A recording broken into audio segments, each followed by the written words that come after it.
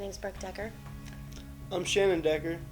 I grew up here in this church. I met Shannon in high school. He actually came to a youth event here, but I knew him from school too. But we kind of started dating then, and then he very quickly after got saved, and now we're in the youth group and we're very involved. And I will never go. We like this church a lot.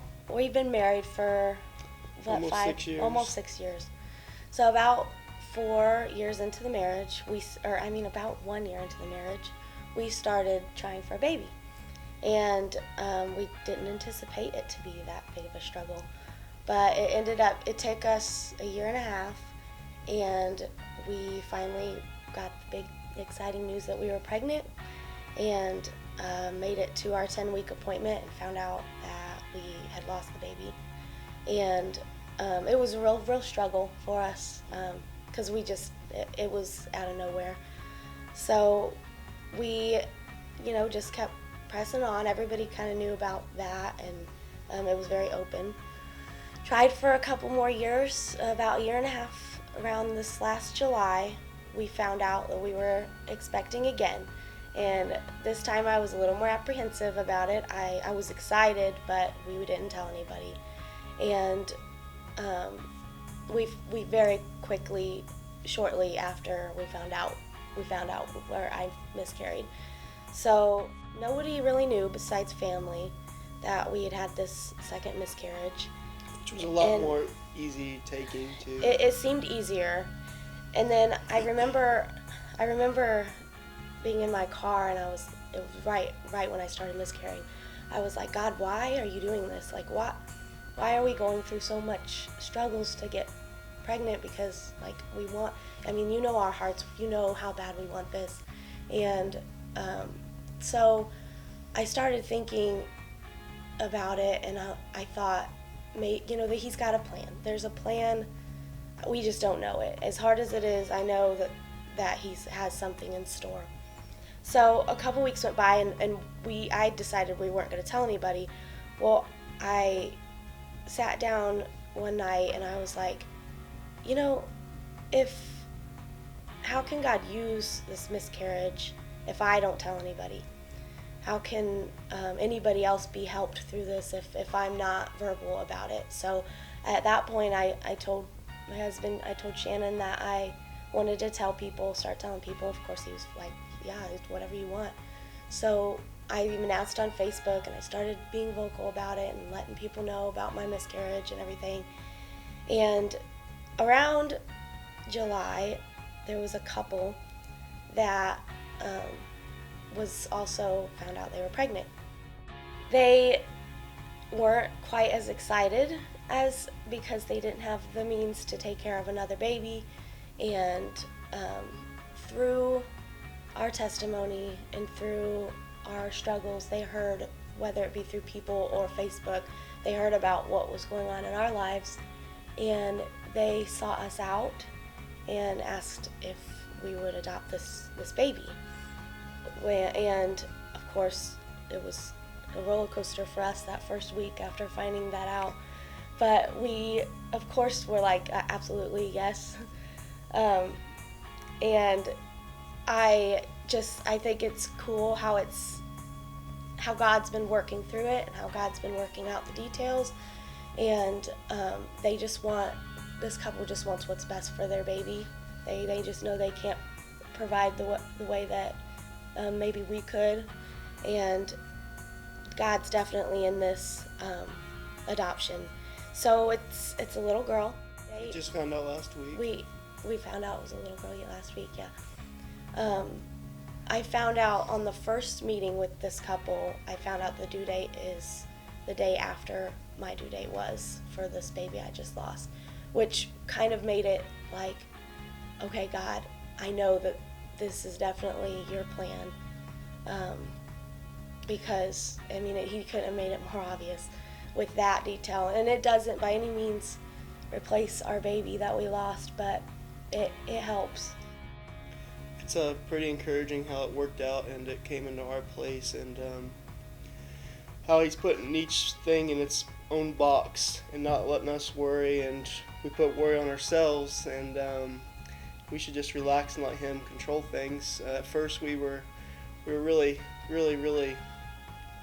stressed about it, like whenever this question came to us, and it was weird how it happened. One day we were like, I don't know, and then it was like, yes. And I think it's amazing, like the feeling after that, and the ease that he brings onto you, how it's very clear whenever he wants something, and he puts it out there. You just got to take it, and you just got to trust in him and make sure that everything is okay, and because through him everything is okay, and just be ready for that sacrifice, and be loving and open-hearted. Yeah.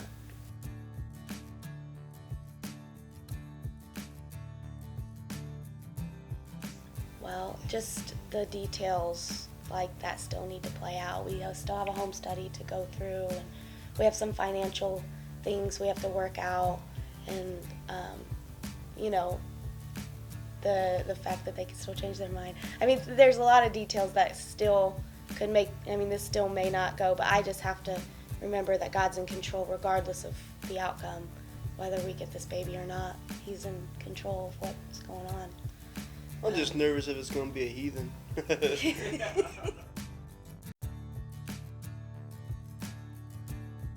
In the beginning, Shannon was concerned that I would be hurt if this, he's worried because we went through miscarriages, and the struggle with our relationship was difficult.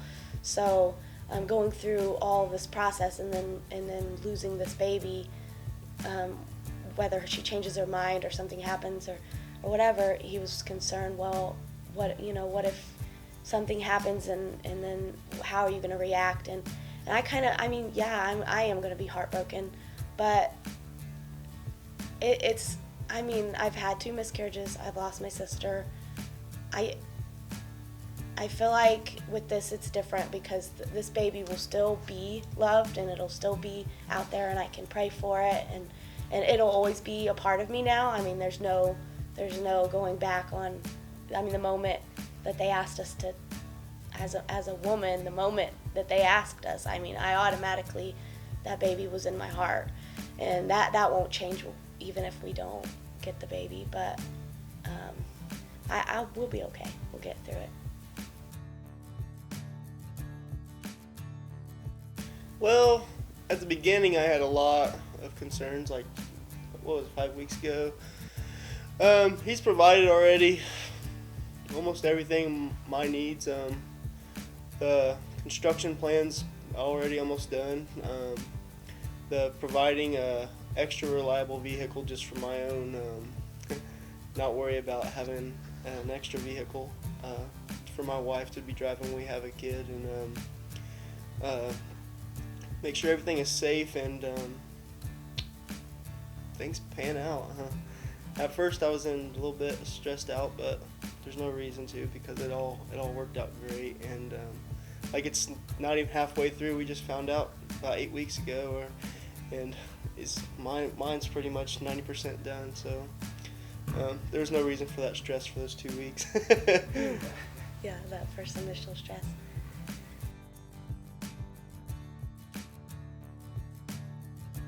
I got one woman in the house, and she talks a lot, and this girl, she probably talk a lot too, so it'll probably get me out of having to talk, so I'll be alright. I'm just excited. I was excited for whatever it was, but somehow I got to go to the appointment to see the gender reveal and everything, and I don't know, something about seeing that it was a little girl made it that much more real. I knew it was a girl the whole time. He did feel like it was a girl the whole time, but I don't know, it made the whole thing feel like this is really happening, and I'm excited, and of course my love for Ember. I love Gus too, so I would have been good either way, but it was so special to have Ember, and watch, get to dress her up and stuff, and I don't know, there's just something about a mom and daughter's relationship that I'm excited for. Obviously, it'll probably not get strong until she's grown, but because I hear very scary stories about how moms and daughters don't get along, but I'm excited for the future relationship. Yeah.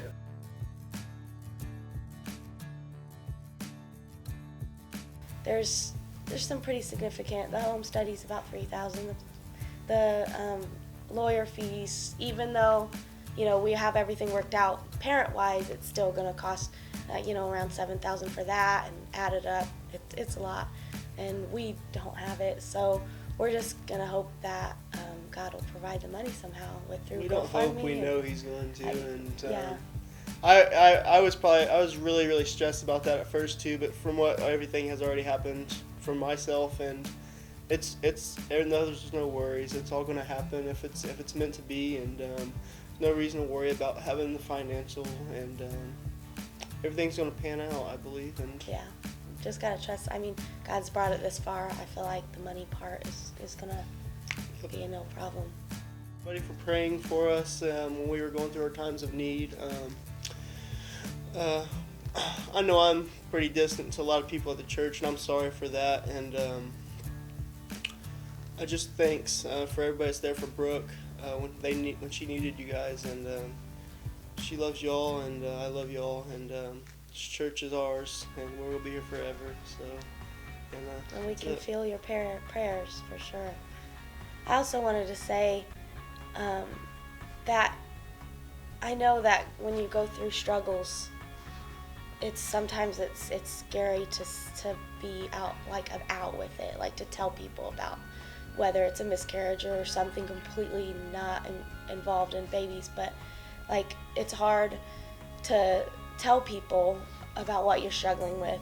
But if it weren't for us being out about our struggle to get pregnant or our miscarriages, these people wouldn't have even thought of us. Like, this wouldn't even be happening. So it's just, you never know, and something big like this may not happen. You may never get your answer, but you don't know what lives you could touch through your story, or what, even if it's just one person, it's worth it to tell your story.